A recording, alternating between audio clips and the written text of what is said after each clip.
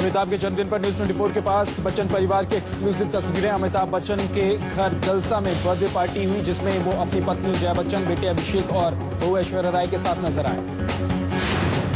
अमिताभ बच्चन को बधाई देने के लिए उनके आवास जलसा पर बॉलीवुड के कलाकारों की भीड़ देखने को मिली। देर रात तक बॉलीवुड के कलाकार जलसा में अमिताभ को बधाई देने के लिए पहुंचते रहे। मुंबई जीआरपी ने 1 किलो सोने के बिस्किटों के साथ 2 लोगों को गिरफ्तार किया है। दोनों दिल्ली से मुंबई आई अगस्त क्रांति में जीआरपी की पैनी नजरों से बच नहीं सके। गिरफ्तार किए गए दोनों लोग अवैध रूप से सोने को मुंबई डिलीवरी देने गए थे। इन्होंने अंडरगारमेंट्स में सोने के बिस्किट छिपाए थे। इनके साथ कार्बन पेपर भी है ताकि ये स्कैनिंग मशीन से बच सके। देश में डेंगू तेजी से फैल रहा है, लेकिन जिन पर इसे रोकने का जिम्मा है वो बेफिक्र हैं। लुधियाना में डेंगू की रोकथाम को लेकर चल रही मीटिंग में एसएमओ स्मार्टफोन पर वाइट ऑफ अपडेट देख रहे थे। छत्तीसगढ़ के रहने वाले चरणदास महंत वही मंत्री हैं जिन्होंने कुछ महीने पहले अपनी वफादारी का प्रदर्शन करते हुए कहा था कि सोनिया गांधी के कहने पर वो झाड़ू लगाने को तैयार है। रैना मर्डर केस में दिल्ली पुलिस के सूत्रों के हवाले से खबर है कि बुलंदशहर से बीएसपी विधायक हाजी अलीम के साथ साथ उसका भाई भी मामले में मुख्य अभियुक्त है। हाजी अपने भाई बेटों और समर्थकों के साथ दिल्ली के वेलकम पुलिस थाने में कल रात हाजिर हुआ।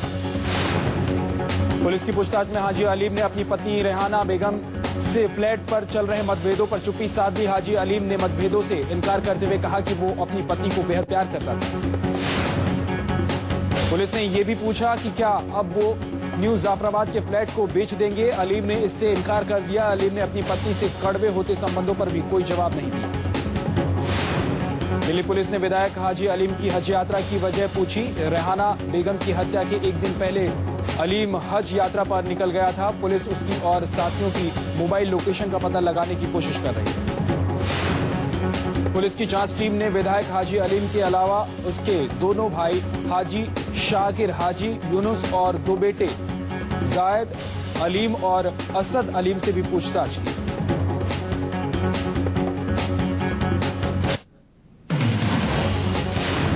आसाराम के पूर्व साधक अजय कुमार ने सनसनीखेज खुलासे किए हैं। अजय कुमार के मुताबिक नारायण साईं लड़कों का भी शौकीन है और डर से कोई भी पीड़ित लड़का इसका खुलासा नहीं करता।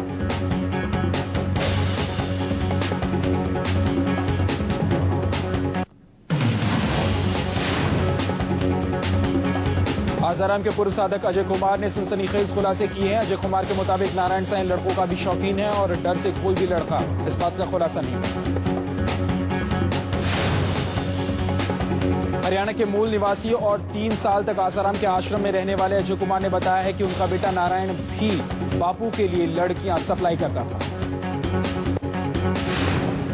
अजय कुमार ने बताया कि टी सीरीज आश्रम को सेवा के नाम पर सस्ती ऑडियो कैसेट केवल 6 रुपए में देता था, लेकिन आश्रम इसे 20 रुपए में बेचता था। टी सीरीज के मालिक गुलशन कुमार ने भी इस पर एतराज जताया था, लेकिन आश्रम ठगी करता रहा।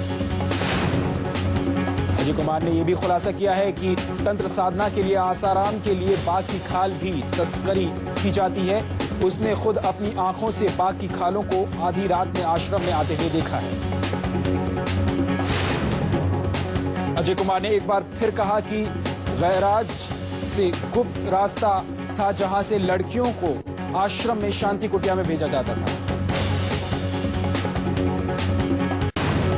सूरत के एक पूर्व साधिका के रेप के आरोप से गिरा नारायण साईं अब तक पुलिस से बचता फिर रहा है। पुलिस के नोटिस की मियाद पूरी हो चुकी है। जल्द ही पुलिस उसके खिलाफ अरेस्ट वारंट ले सकती है। वहीं साईं ने अग्रिम जमानत याचिका दायर की है। शाहजहांपुर में आसाराम के 3 पूर्व साधकों ने खुलासा किया है कि आसाराम शादीशुदा महिलाओं पर त्रिकाल पूजा का इस्तेमाल करते हैं।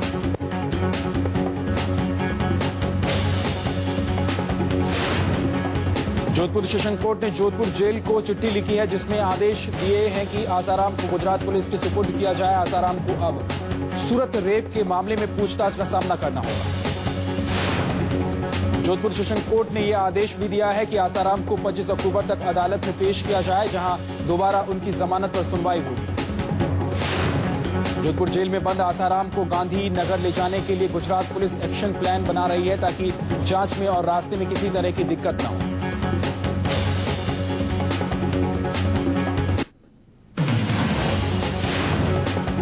दिल्ली में एग्रीकल्चर के एक छात्र को 23 सितंबर को किडनैप करने वाले शरीफ और कौसर को उनके दो साथियों रेहाना और राशिद के साथ गिरफ्तार कर लिया गया है।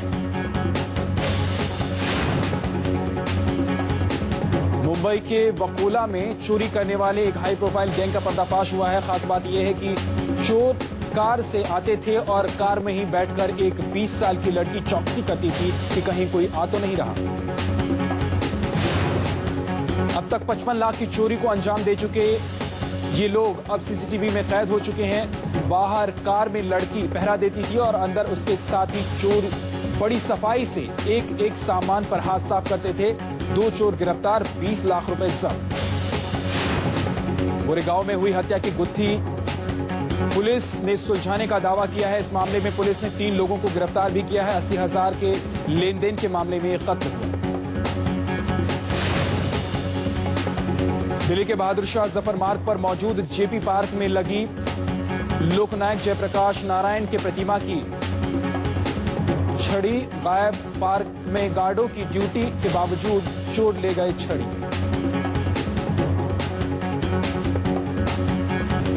झारखंड के धनबाद में खदान में बिजली गुल हो जाने से 51 कोयला मजदूर अंधेरे में फंस गए थे। इन सभी को बड़ी मुश्किल से रेस्क्यू किया गया।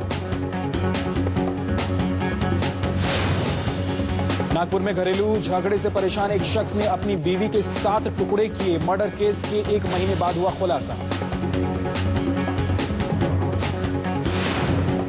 अखिलेश राज में बेटियां महफूज नहीं। रेप पीड़ित को गवाही से रोकने के लिए आरोपी सिपाही ने किया एसिड अटैक। तेजाबी हमले में जख्मी पीड़ित इलाज के लिए अस्पताल में भर्ती। आरोपी सिपाही फरार।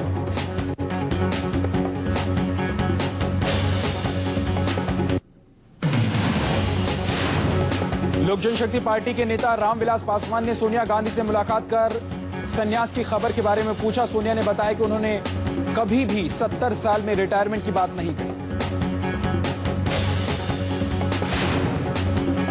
एक राजनीतिक लेखक की किताब में जिक्र था कि सोनिया गांधी साल 2016 तक सियासत से रिटायरमेंट लेने का मन बना रही हैं। तब कांग्रेस की तरफ से भी इसकी कोई पुष्टि नहीं हुई।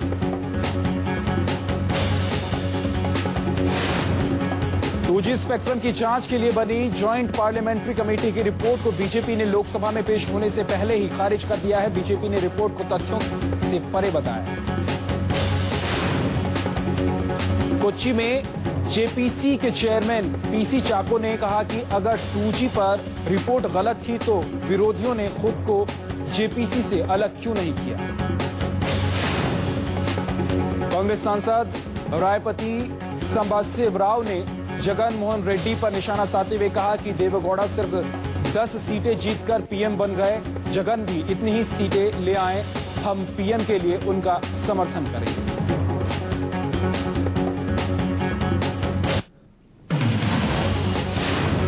उत्तराखंड में कांग्रेस के विधायक कुंवर प्रणव सिंह चैंपियन ने अपने ही नेता मुख्यमंत्री विजय बहुगुणा पर अपमानजनक टिप्पणी की है।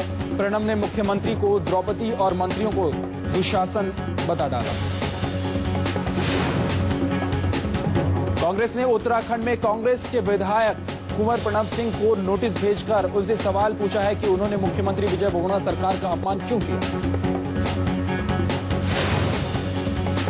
राजा भैया को मंत्री पद वापस लौटाने के बाद डीएसपी जियाउल हक की विधवा परवीन ने कहा कि मंत्री बनाना तो मुख्यमंत्री का अधिकार है, लेकिन जिसके खिलाफ गंभीर आरोप है उसके लिए अदालत के फैसले का इंतजार करना चाहिए।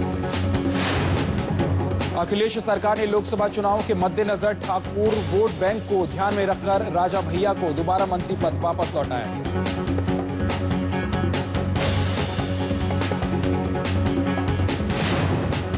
अन्ना हजारे के आरोप पर नितिन गडकरी ने कहा कि मैंने सब कुछ कानून के हिसाब से किया है। अन्ना चाहे तो खुद जांच कर लें। अन्ना ने आरोप लगाया था कि नितिन गडकरी ने भी 3 शुगर मिल के मामले में गड़बड़ी की।